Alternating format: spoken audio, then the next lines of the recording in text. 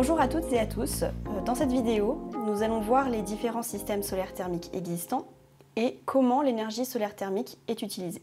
Comme nous l'avons vu, un système solaire thermique permet de stocker de l'eau chaude pouvant être utilisée pour différents besoins de chaleur. Bien que bon nombre d'applications existent, dans cette vidéo, on se concentrera sur l'utilisation dans le logement individuel ou collectif. Pour chaque technologie, le système solaire ne pouvant servir à couvrir tous les besoins, le solaire étant une ressource intermittente, l'utilisation d'une énergie d'appoint est quasiment indispensable. Ça peut être de l'électricité, du gaz, du bois, du granulé, etc. Cette énergie, elle détermine le type de schéma hydraulique qui sera utilisé.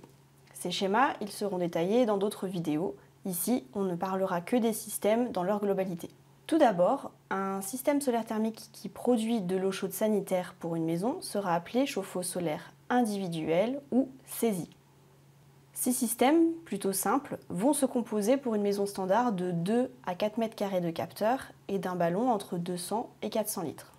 Ces paramètres dépendent notamment de la zone géographique et du nombre d'occupants. En général, il est possible d'obtenir un taux de couverture solaire des besoins de 30 à 60%, c'est-à-dire que 30 à 60% de l'eau chaude consommée est produite par le solaire thermique. Les capteurs chauffent le ballon contenant l'eau chaude. Cette eau chaude, elle peut être utilisée directement si elle est à la bonne température ou être réchauffée par l'appoint avant utilisation. Quel que soit le système solaire, celui-ci peut produire de l'eau chaude sanitaire pouvant monter au-delà de 90 degrés Celsius, ce qui représente un risque de brûlure pour l'occupant. Aussi, il est d'usage d'installer un mitigeur en sortie de ballon. Ce mitigeur, il mélange l'eau chaude du ballon et l'eau froide afin d'obtenir une température convenable entre 50 et 60 degrés Celsius. Un système solaire permettant la production d'eau chaude mais également le chauffage de la maison sera appelé système solaire combiné ou SSC. La condition première pour installer un SSC est la présence d'émetteurs hydrauliques, c'est-à-dire du plancher chauffant ou des radiateurs ou des murs chauffants, avec circulation d'eau, l'eau étant le fluide permettant de véhiculer la chaleur. Comme pour un chauffe-eau, le système réalise également l'eau chaude, notamment en été où il n'y a pas de besoin de chauffage. Pour une maison individuelle, la surface de capteur installée peut varier entre 7 et 30 m² de capteur et le volume de stockage de 500 à 2000 litres de stockage. Ces paramètres y varient en fonction de la zone géographique, de la surface de la maison, des besoins en eau chaude et en chauffage, mais également du type de système installé.